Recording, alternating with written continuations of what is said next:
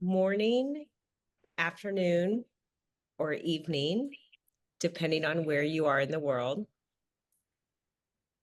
We are happy to have you with us today. My name is Emily Loeb, and I'm the Director of Programs and Education at the Holocaust Center of Pittsburgh.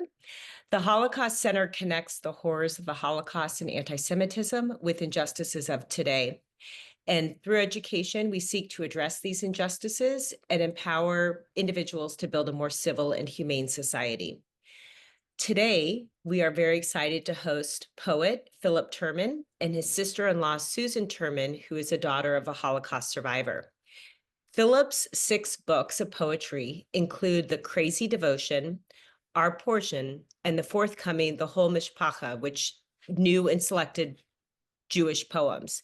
He's the recipient of the Anna Davidson Rosenberg Award for Poems on the Jewish Experience, and he's a retired professor of English from Clarion University. He directs the Bridge Literary Arts Center in Venango County, Pennsylvania. Susan Terman was born in New York City and was educated in New York City public schools. She attended Barnard College, Hunter College School of Social Work, and the New York City Stern School of Business. She worked as an executive recruiter, a staffing professional, and as a career coach for 19 years with Lee Hecht Harrison in New Jersey. This is her second book, and her first book, Donkeys Can't Sleep in Bathtubs and Other Crazy Laws, was published by Watermill Press in 1980. Philip and Susan will speak for approximately 40 minutes, and then we'll head into questions and answers for about 20 minutes. If you have questions during the lecture, please feel free to submit them in the chat, and we will consolidate them. We are honored to have both Philip and Susan with us today, and with that, I will now turn the program over to them.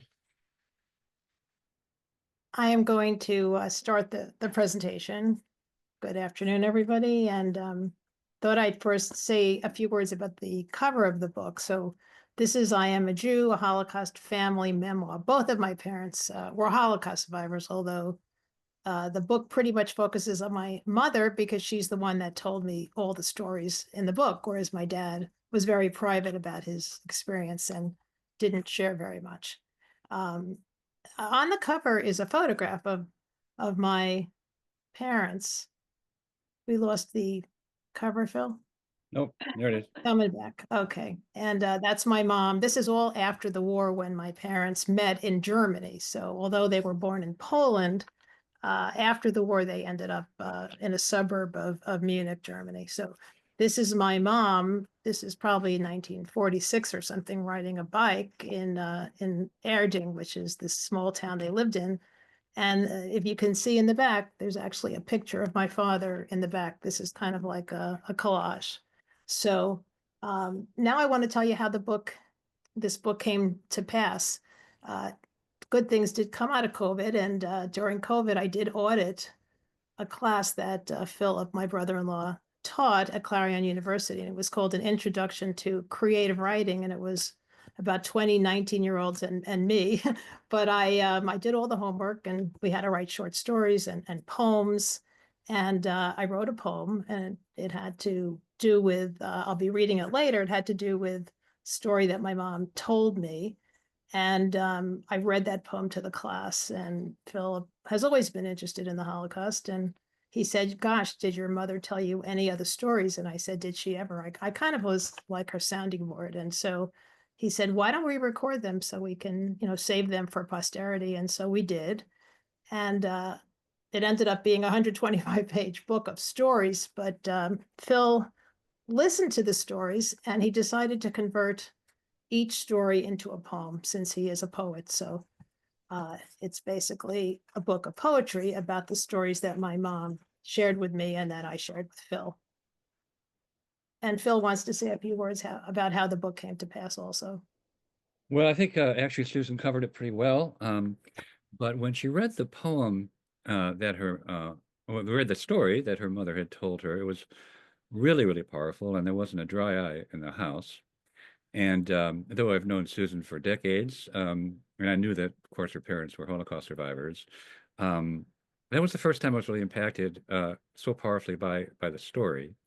And that's why I asked her if she had more stories. And because of Zoom, we were able to, I was able to listen to her stories. And one thing the book doesn't do is recreate the way in which Susan told the stories so animatedly and, you know, with digressions that were really important, just like like a storyteller.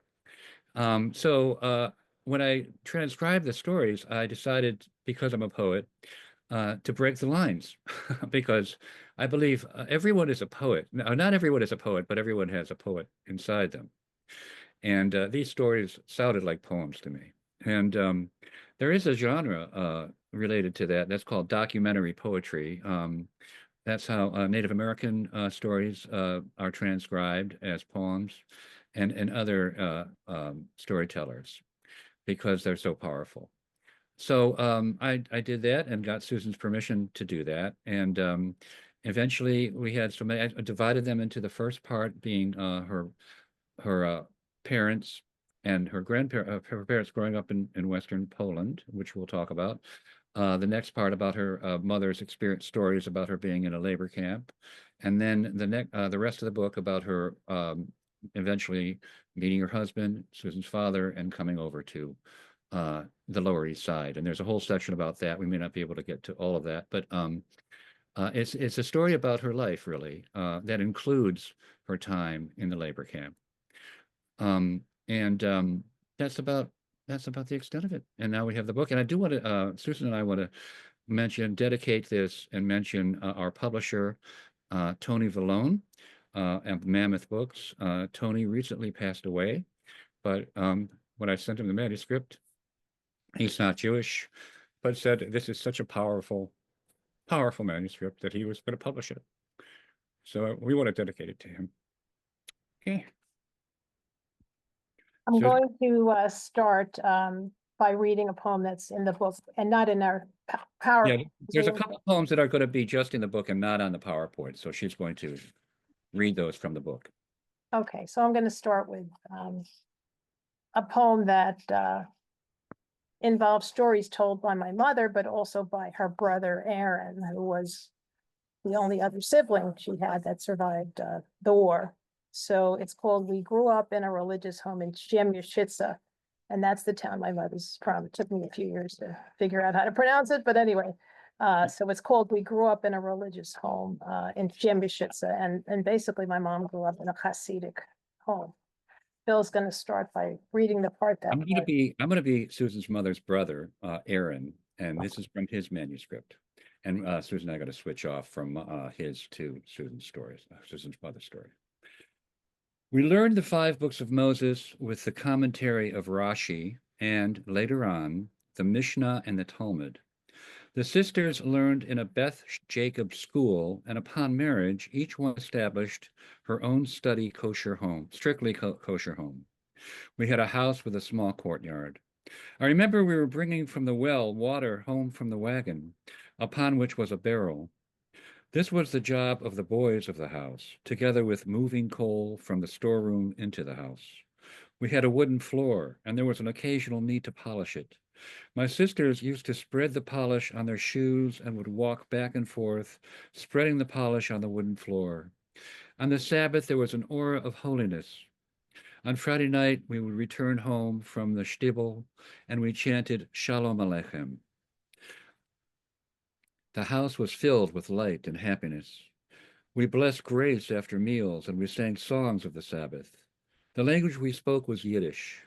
My sisters used to read Polish literature, but a Polish book on the table at the Sabbath was considered abhorrent, as to be prohibited to even handle.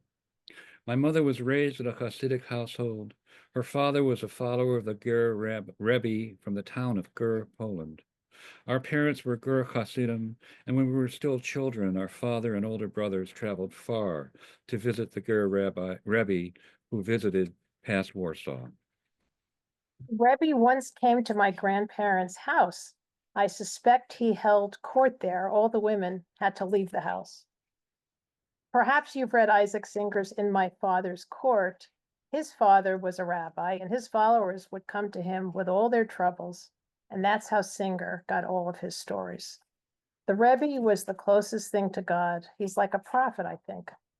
The followers of the Gera Rebbe were all over Poland. The next story is also not in our PowerPoint, so I'll read it, and it's called Scheindele was a Righteous Woman.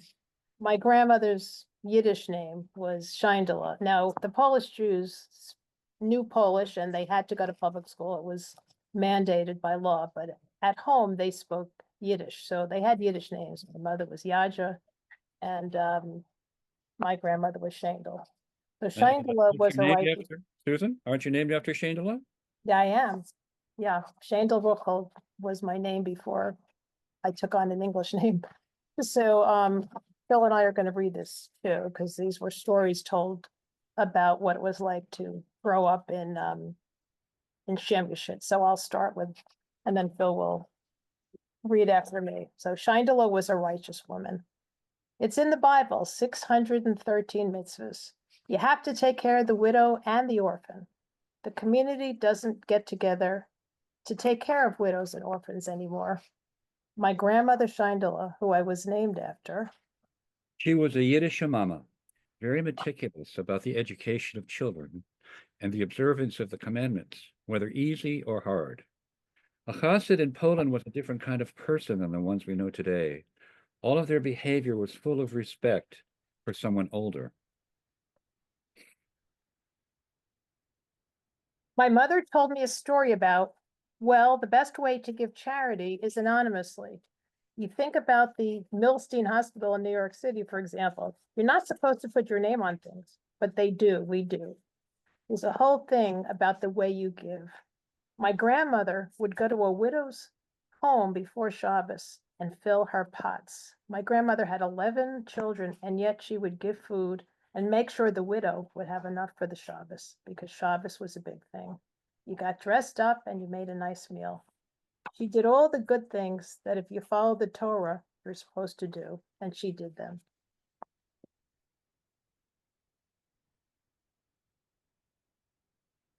Okay, here we have next poem on the slide. Okay, she won't have to write, and this is about my mom. The law said everyone had to go to public school, so my mom went to school. I'm proud of the fact that she was a good student. Now, the schools were open 6 days a week, but Jews didn't go to school on the Sabbath, and the Polish government didn't force them to. All right, stopping the share here. Sorry about that. Okay. All right. Okay, here we go. One Okay. day, my mother's teacher called my grandmother and said, I really need your daughter to come to school this Saturday, the Sabbath. I'm being evaluated and she's a good student and she'll make me look good. And I'd like her to come just this one day. And I promise you, she won't have to write, because that's one thing you couldn't do on Shabbos. You couldn't write because you can't write, on the Sabbath. Her teacher said she just has to show up in class, answer the questions, and she won't have to write. And my grandmother let her go. Of course, I'm proud of that. I was thrilled because my mother never had the opportunity to get an education. And she wouldn't anyway in that generation. If the war hadn't broken out, she would have had an arranged marriage at a young age. I asked her, would you have had an arranged marriage? I thought the whole world had an arranged marriage. I even wanted one. But she said, I had someone in mind. And here is a photograph of my mother on the left in the uniform that the children in Poland had to wear to school. So they actually went to school in uniforms. And on the right is a sketch of my grandmother, because after the war, when my mom went back to find photographs of her family in Poland, she could only find a big group photograph of her mother. And she took that group photo to an artist in Germany where she lived after the war, and he copied my grandmother. So this was the only picture we had of her. And you probably wouldn't know it, but she's wearing a shadel because she was very religious, a Hasidic. So a shadel is the Yiddish word for a wig. Hasidic women would cover their hair with a wig. Okay. I'm going to leave this up, Susan, and you could read the blue dress. or maybe he worked in the bakery or something. Yeah, okay. So anyway, I had said before that I thought my mother, would have had an arranged marriage, but she said she had somebody in mind. So here's the next story. Maybe the person she had in mind worked in the bakery or something. I said to my mother, you probably would have had an arranged marriage, but she had someone in mind. Maybe he worked in the bakery or something. My mother was the seventh of 11 children, and this has nothing to do with the war. On a normal, everyday workday in Poland, her job was to go to the bakery every morning and get fresh bread, which is so nice. We don't do that here. One day, my grandmother was having another baby. So the midwife was at the house delivering my grandmother's baby, and everyone was up. It was very early, maybe midnight, but the whole house was up. So my mother shows up at the bakery. She went to get the bread much earlier than she normally would have gone. And they asked in the bakery, what are you doing here? She loved going to the bakery, and the guy would pick her up and hold her in the air. Maybe he was the one she was going to marry. I don't know. I think she liked this guy at the bakery. But they said, what are you doing in the middle of the night at the bakery? But she didn't feel comfortable telling them that her mother was having a baby. She thought it was private and she didn't feel comfortable. I don't know what she said. I just remember her mother was having a baby and she showed up to get the bread. And that was a sweet story. What I loved about that story was that the line, it had nothing to do with the war, and that how they lived normal lives prior to the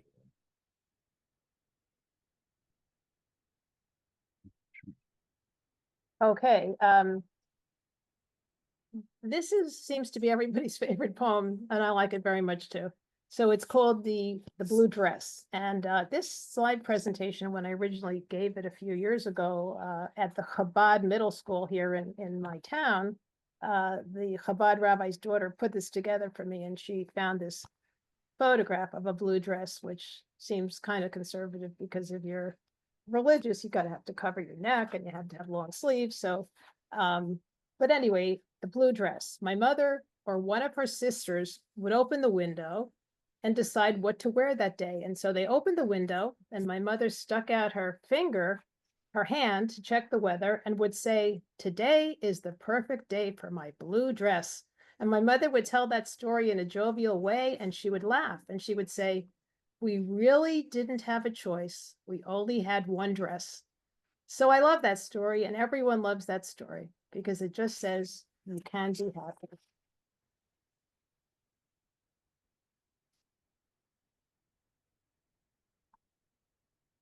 Okay, the next poem I'm going to read is not on the slide either. It's called My Mother Loved Jewelry. But my mother loved jewelry, even though she didn't mind having only one dress. On the other hand, my mother loved jewelry. But my mother loved jewelry. She loved jewelry. You bribed people with gold, I mean. Oh, my mother told me if I go back to her house in Poland, they had a lot of jewelry hidden under the property. And if I dig up the property, she told me when I went, I could find jewelry hidden there.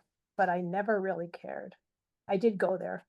And I wasn't even sure which house was her house. I wasn't going to start digging up the property because now my mother had enough jewelry.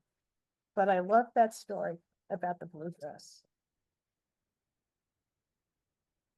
Okay. Now The next one, oh, go ahead, Susan. yeah, no, the next one is my sister and I were smugglers. So that's in the book, Phil. And it's on the screen, and so it's related. It's from Oh, Aaron. this is the sweater factory on the screen. Here we go. No, this is okay. Well, why is this? This is faster than. Sorry about that. Okay.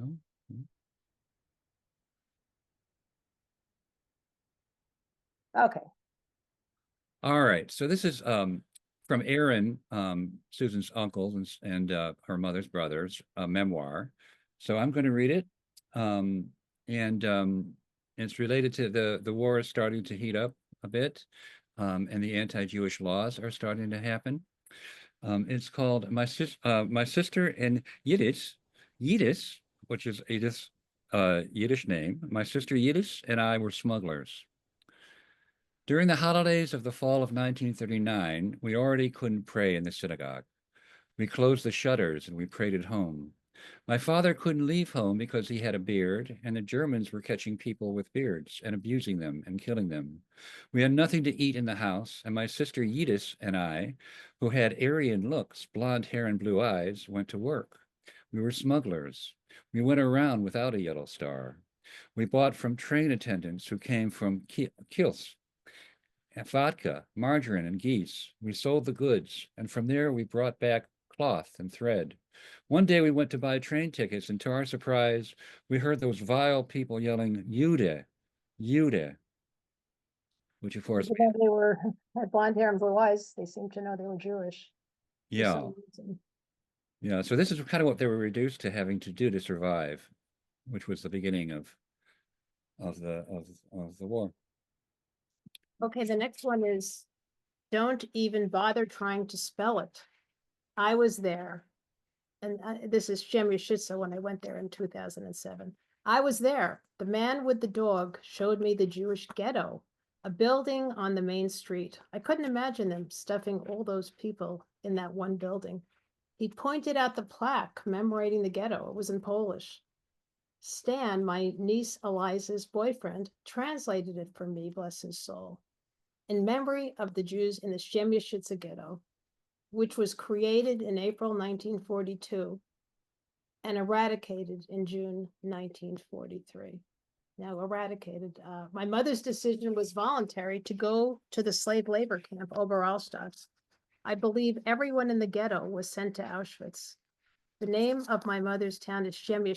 I was there. Don't even bother trying to spell it. It's an hour from Krakow. 2,000 Jews live there. 70 survived. I probably know them all. So my mom left her town and went to Czechoslovakia. At that time, it was called the Sudetenland, and she was sent. It was voluntary, but she went to a slave labor camp, and it was the best decision she made because otherwise she would have been put in the ghetto and sent to Auschwitz with everyone else. I could never spell the village town in Yeah. Poland.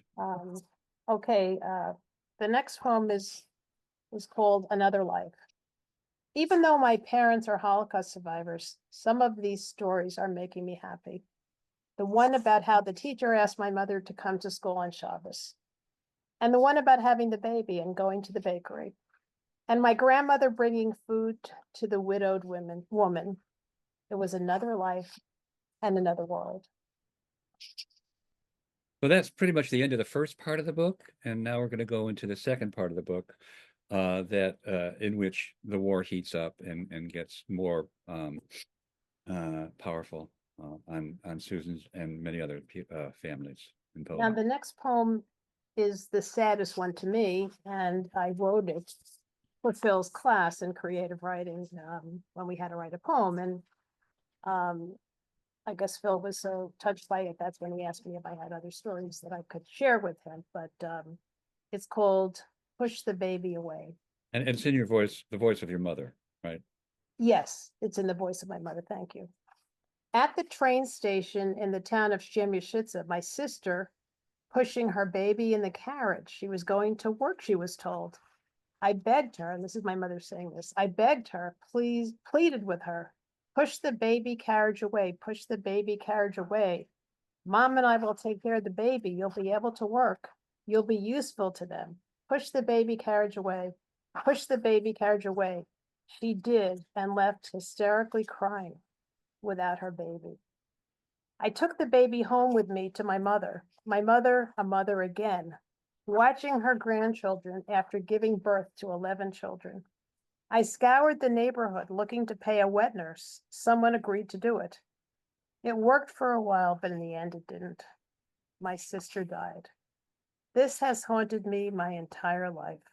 And this is my mother saying this. This has haunted me my entire life. I separated my sister from her baby. And for what purpose? Push the baby away, push the baby away. I passed this story on to my daughter, a second generation. She too is haunted and will go to her grave with this story. Damn you, Hitler. And what happened to the children? They murdered them. somewhere else. Where? Auschwitz. They were murdered. All killed, all killed, all murdered.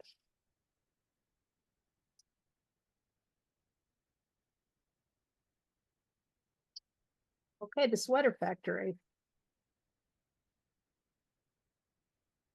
So prior to my mom going to Czechoslovakia, to Oberallstadt, she was living at home with her mother and working in a sweater factory that the Nazis had confiscated from her brother. So this is the sweater factory. Prior to 1943, my mother worked in a factory that her brother owned in Sustovich that the Germans confiscated. Her brother, who she adored, Moshe, he owned a sweater factory. My mother had to take the train to get to Sustovich. She snuck on the train. She wasn't allowed to ride the train because she was a Jew. She had and you had to wear that sign on your coat that said Jude. She had this purse. I have it in the house. I can get it right now. I have the purse. It's a brown leather purse. My mother would hold the purse over her heart and would cover up the Jewish star. And this is the purse. I still have it. She brought it to America and I have. Can you see it, Phil? Yeah. This is the purse, so it's an artifact. My mother would hold the purse over her heart and would cover up the Jewish star. And she went on the train to work during the time when Jews weren't allowed to ride on trains, but she had to get to work.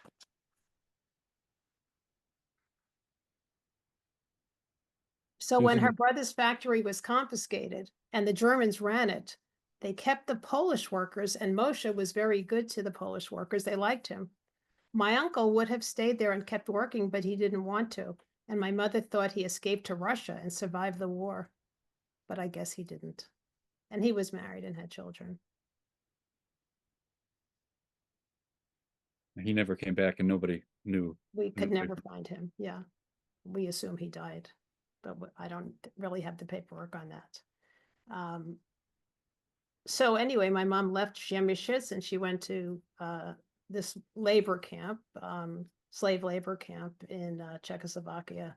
And 13 was my mother's lucky number. My mother left to go to a slave labor camp in the Sudetenland, Czechoslovakia, called Oberallstadt. Going there saved her life. It was all women. They made thread for Nazi uniforms. My mother worked a machine, number 13. It became her lucky number.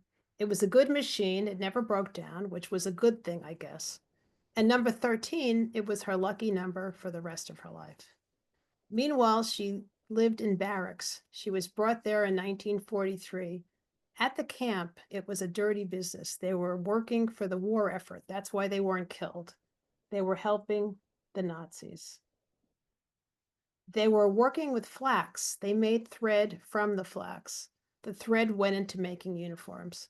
They took the raw product, they cleaned it, they sent it off. Perhaps my mother's machine cleaned the flax to make the threads, to make the uniforms. So she was forced to help make the Nazi uniforms, which is a really powerful thing.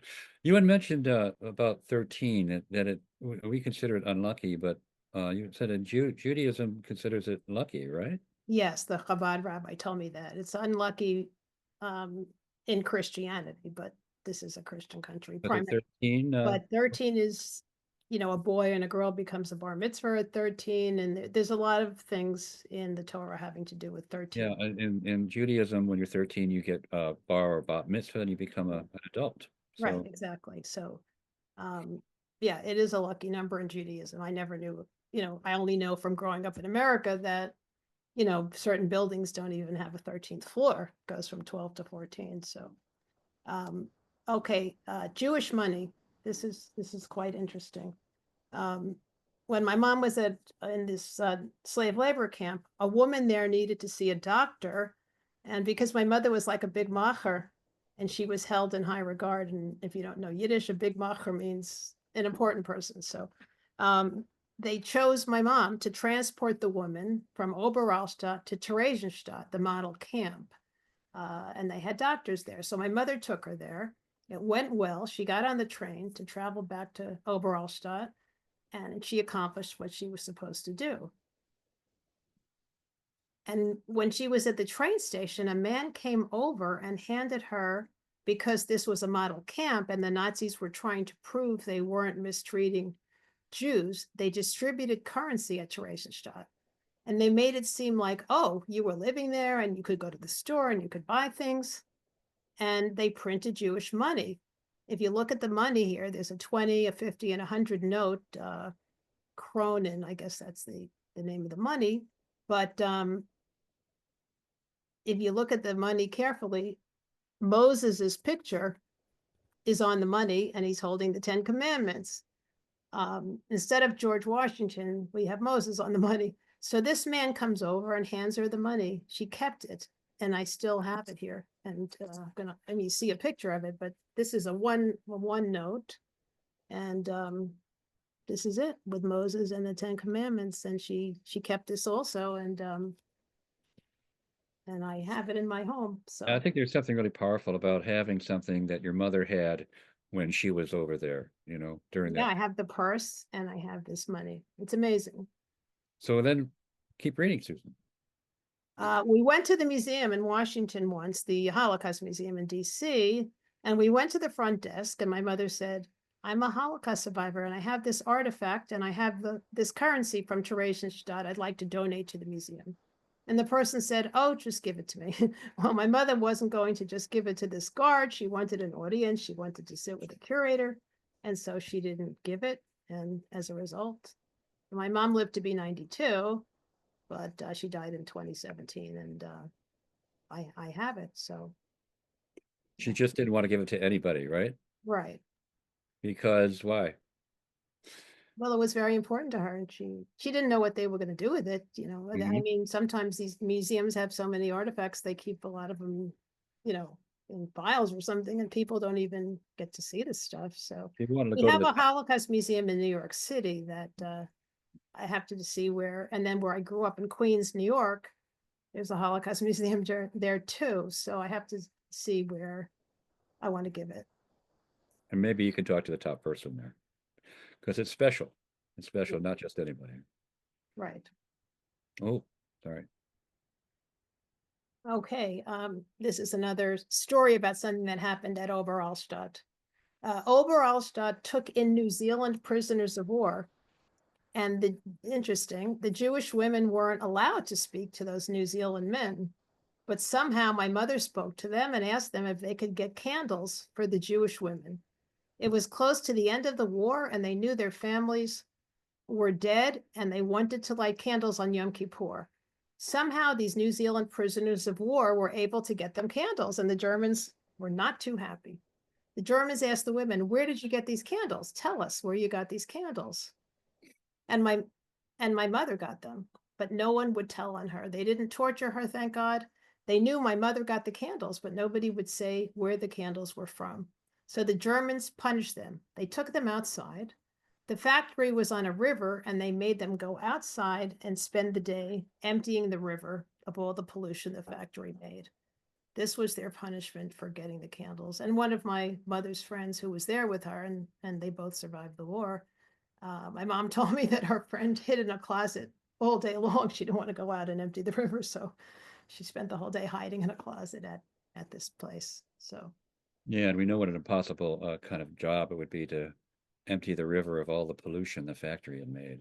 What a thing to ask them to do.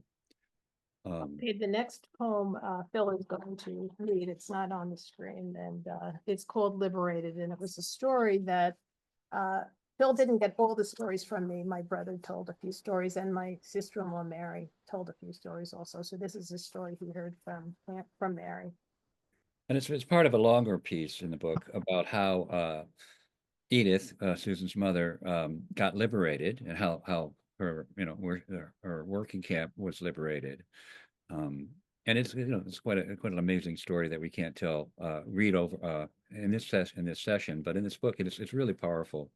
I'm just going to read a piece of that story, a part of that, and it's called Liberated.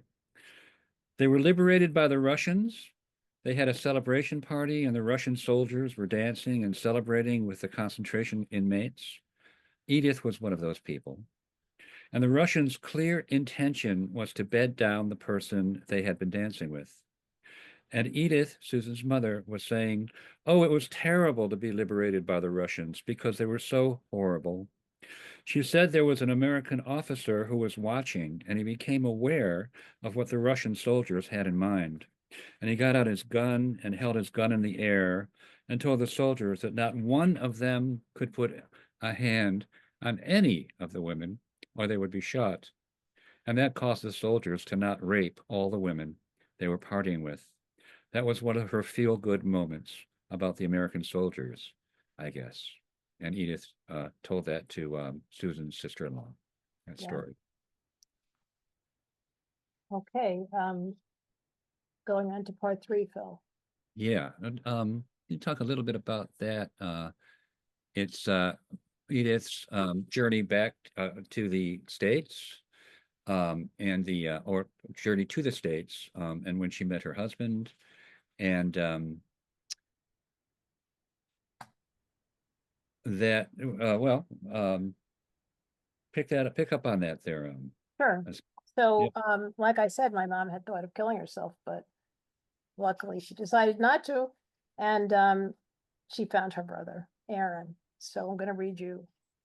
Part of this is on the screen and the rest of it is in the book. So how my mother found her brother who wasn't a Nazi. Aaron Yehuda was alive. He was staying in Italy and making his way to Israel. But then he was told, your sister's alive. So he turned around and got on the train and made his way to Erding to see his sister. When he showed up, my mother hadn't seen him in years. He was younger than her younger brother, and he got bigger and he came in to see her and she didn't recognize him and she thought he was a Nazi. And she told him, get away from me. The Russians are here. I'll kill you. Don't touch me. She was scared of him. She didn't know he was her brother. And I feel like I'm making a movie here, but it's true. She didn't recognize her own brother. He looked like a Nazi. Everyone looked like a Nazi to my mother, if they weren't Jewish. He was blonde and blue-eyed. He was very handsome. He was really blonde and blue-eyed.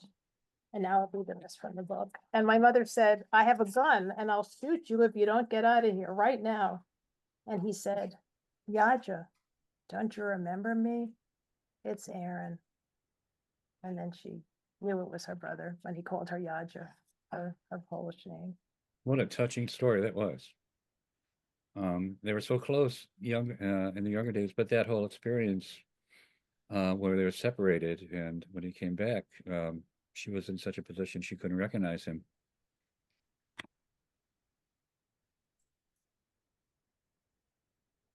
Okay, this is a picture of my parents when they got engaged in Germany. It's kind of an elegant picture, I think. That's how people like to dress in Europe. But you can see my mother is holding that purse that I have right here. And she's holding it. It was from Poland because she wore it on the train to cover up her Jewish star, and then she kept it. She brought it to America with her, and here it is, falling apart a little bit, but I have it. So my parents married in 1946, and in 49 they were still there, even though my father's uncle was trying to get them to America, but it wasn't easy. So finally in 1949, my mother thought, well, we'll never get to America. So she was going to go to Israel because her brother was going there. My father didn't really want to go to Israel, but they were having trouble going to America. So she said, oh, well, life is very hard in Israel. So I think I'm going to have a baby before I go, because once I get there, I'll be working hard and I won't be able to have a baby or something. So anyway, she got pregnant in Germany. So I was conceived in Erding. They weren't going to let my mother on the ship. They did finally the paperwork came through and my mother got pregnant, but they weren't going to let my mother on the ship because the SS Ernie Pyle, he was a famous war journalist or photographer. They weren't going to let my mom on the ship, the SS Ernie Pyle, because she was pregnant. But she lied and said she wasn't, and I was born in New York City. So I know my great aunt and uncle, my great aunt in particular, said, oh, we got to get them here now because we want the baby to be born in America. So I was.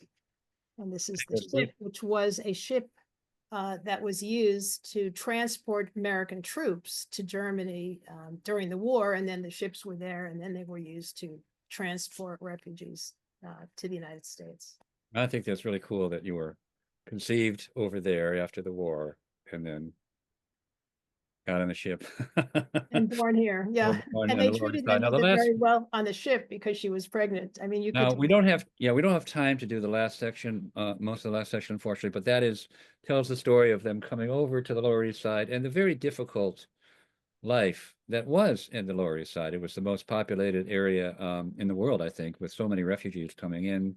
And Susan's parents with Susan as a baby lived on a fourth floor without Flow walk up with no heat or hot water. no heat or hot They water. called it a cold water flat. A cold water flat, and her father had to work as a painter with sort of a toxic environment, and then started a furrier business. That's all told in the fourth book part, which we wish we could share, but it's time considerations. But I'm just going to skip down to I'll go back one. Okay, so when my parents were about 60, they bought a bungalow in the Catskill Mountains. Hopefully you guys have heard of the Catskills. And this is my mom dancing with the man in the red hat at this bungalow colony. And everybody at the bungalow colony was a Holocaust survivor, the entire place. So they all, they were empty nesters, and they all, decided to buy into this bungalow colony, and they spent the summers there, and they loved it. They absolutely loved it. And there was a New York Times reporter that came up there to do a story about Hasidic bungalow colonies in the Catskills. And then one of the Hasidic bungalow colonies told the reporter, oh, you've got to go to this Four Seasons Lodge bungalow colony because everybody there is a Holocaust survivor. So he went, and he wrote a story about the Four Seasons Lodge. And this photograph of my mom dancing was in the New York Times. Then he fell in love with the place, and he decided to make a movie, the New York Times reporter. So he made this movie, Four Seasons Lodge. And I've seen it a few times. It's on Amazon if you want on to. Amazon Prime. You can watch it. It's a It's great a movie. wonderful movie. It really is. It's a wonderful movie about Just the story of Edith growing up in Poland. All of her siblings, except for one, were Holocaust victims, yet or didn't survive, and she had to make Nazi uniforms, living in a labor camp, and then coming over and then being a star in this movie. The Four Seasons Lodge is just a beautiful story in the end, and that's the book. That's a compendium of the book. So, Emily? Thank you both so much for sharing these deeply personal stories with us. We have questions that we've gathered from the audience via the chat, and I'll start asking them, and then we can, I think that'll probably take us to the end because we received quite a few. So Susanna asked that, she said, first of all, that this was beautifully, deeply revealing poems, and thank you. And she said she's a Holocaust educator and a 3G storyteller. For me, the bicycle represents freedom. Could you tell us more about the cover photo of your mother on the bicycle and the story behind it? Well, very interesting about the bicycle, because I think this picture must have been taken after the war because my father's in the picture. But during the war in Poland, when she was, well, Phil, why don't you hold it up?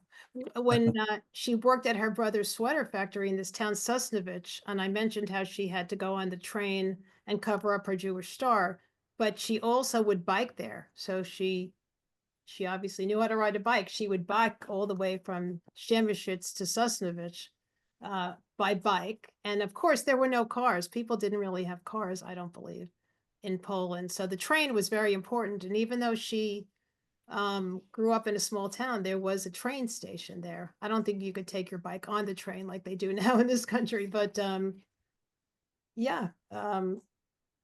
that's about all I can say. But I love the I love this photograph. I really do. And I Yeah, don't what a know how I beautiful got photograph. it. I have Wow. no idea how I got this photograph, but I'm happy to have it. Father behind, with the father behind. With my father behind it. Yeah. She never rode a bike in America, by the way. My father liked bike riding, but she never rode a bike. I don't think she was very kind of feminine. She didn't think that, women should ride a bike. I don't really know. But I hope I So, answered your question. so Sue asks, Susan, for context, how old was your mother when she worked in the sweater factory and then when she left home for Oberastad? She must have been about 18 or 19 when the war broke out. Now, she always said she was born in 1924, but we ordered her birth certificate and her brother's birth certificate, and it said they were born like around the same time. So I think that they embellished, they made themselves younger. So I ended up finding out, I think, that she was born in 1921, not 1924. So I guess she was 27. I was when I was born and not 24, but she was about 19. Cheryl was wondering, could they actually buy anything with the money that they received, or was it just for show? And At Theresienstadt, yeah, they probably did have a store or something that you could go into and buy a few things, but it was all for show. It was propaganda. The whole camp was for show. Yeah, Really. Theresienstadt. That was a People ended concentration. up dying who were in Theresienstadt. Yeah, So yeah. But they tried to put out, because they had publicity, and you know about this. They had, people visiting, and they wanted to. they tried to show the world that they weren't, But gassing they were kids doing and what they were killing doing. them. That they, I don't know. we have a question for both of you. Phil, you mentioned that the thing you liked about one of the stories you've shared today was that it had nothing to do with the war. How do you and Susan balance telling Edith's life story in its fullness without focusing only on her experience of the Holocaust, while also wanting to bear witness to those experiences as well? Well, for me, the Holocaust was a part of a powerful part of their lives, and about Judaism itself. But sometimes I think that that's all many people think about when they think about Judaism is the Holocaust. That's such a big, it's such a loom so large. But there was a life before the Holocaust, and and it had so much to do with their faith, with the everyday matters. I was when Susan told me about uh, her mother's childhood as being spiritual and religious, and really wanted to uphold the faith and do good deeds. That didn't have anything to do with the Holocaust. That had to do with their moral lives, their everyday lives, about learning how to write, or helping to feed the neighbor, or just, having a crush on the bakery guy. It's just a normal thing. So I wanted to show that normal stuff that everybody feels. And then I think that actually makes the Holocaust part more powerful in some ways. And so I didn't want to just show the powerful, and we didn't just want to show the powerful part, the Holocaust part, but the whole arc. And that's why the last part is devoted to their life in the United States, and how Edith they were able to negotiate being Holocaust survivors with living on the Lower East Side, moving to the Bronx, dealing with neighbors, etc. Yeah, part of the work that we do at the Holocaust Center is trying to share as many different personal stories to get a fuller picture of the Yeah, Holocaust. 'Cause it's really easy to think, so much of the narrative is dominated by Auschwitz or by Anne Frank, and sharing these other perspectives. I mean, I'm sitting here at our office with a bunch of people who study the Holocaust, and there were things that you shared today that I'd never seen money from a camp before. So oh, cool. it's really, I appreciate you sharing these things that provide a fuller history and context of what the Holocaust was. Yeah, yeah. And post-Holocaust, taking the Where money my to mother help was him. in this slave labor camp. I mean, it was open 24/7. She worked the night shift, no one likes the graveyard shift, but even in America, but nobody was killed there. At one point in time, they needed more workers there, and they sent women, because it was only women, from Auschwitz. And so luckily those women were saved, but those women came to Oberallstadt, to the factory, with shaved heads. And my mother they didn't really shave my mother's hair or anything like that. Of course, they're not going to kill them because they're the workers. They Right, want as right, many slave as- laborers, right. Think about Schindler's Factory too. So we got a comment saying, thank you so very much for sharing your compelling and deeply touching poems and stories. And then they said, as an aside, for anyone visiting the Lower East Side in Manhattan, the Tenement Museum is a powerful place to visit, in addition to the Ellis Island tour. And then they said, as a side note, this was Shelley, she also spent much of her childhood with extended family at a bungalow colony in the Catskills. Amazing Wow. memories. Wasn't that the last year of that colony, Susan? Yeah, they ended up, everybody was getting old. I mean, they started, my mother went there for 25 years. So she started when she was 60, and then at 85, they all were getting, sick, and my mother got dementia, and they sold it to the Hasidim, and it ended up being a Hasidic bungalow colony. And in that Yeah. town of Ellenville, New York, they just opened a museum about the Catskills and the Borscht Belt. They called it And the to have that documentary is amazing. It really is. Yeah, the movie's great, Four Yeah. Seasons. It was in the New York Times. It was a great article in the New York Times. There are many people present and listening to this who are also descendants of Holocaust survivors, and we deal with a great amount of intergenerational trauma. And I was wondering, Susan, how writing poetry has affected how you feel about what happened to your parents and your family. Well, it started with that first poem about push the baby away. That really impacted me. I don't have children. I was married, but I don't have any children. And sometimes I think that hearing that story about how my aunt, went off on this train to go God only knows where, and had to leave her baby, that really traumatized me. And I've been in therapy, and I told the therapist, I think that maybe one of the reasons I didn't want to have children was I was afraid that they were going to be taken from me. So I definitely have experienced post-traumatic stress disorder from my mom telling me all of these stories. She didn't And she tell my said that- brother. She told most of them. I'm the firstborn. He's 5 years younger, but I really was her sounding board. Phil? No, I should say that the last piece in the book is a speech that Susan's brother's child, third generation, spoke at a graduation ceremony or something. No, at her funeral. At her funeral, right? Funeral. It's a powerful piece by the next generation, third generation. Right. And it's really, really powerful about how Fabulous. He's brilliant, my he nephew. celebrated his grandmother because she was able to survive and have children and pass on. Make a new life for herself. Yeah. He compared her to Moses, how We wanted Moses to never made it include- to the promised land. We wanted to My include that. mother did, and it's not so easy to make it to the promised land because, look at all those people in the desert getting the manna and everything, and they weren't very happy, right? When they left Egypt. So, yeah, he goes on to say that Moses never made it to the promised land, but my mom did. But there are stories about how people weren't that nice to her when she was a refugee, a greenhorn, an There's immigrant. stories in the book about that. Yeah, I mean, greenhorn, I would hear that a lot. I'm a greenhorn, from the Holocaust survivors. And all of my parents' friends were pretty much Holocaust survivors. That the story of Moses not getting into the promised land is my daughter's Torah portion. So I'm familiar with that. We have a Wow. question from Michelle, who's a member of our Generations group here in Pittsburgh, daughter of also 2 Holocaust survivors. She was wondering, what age did you, Susan, start to hear these stories from your mom and your parents?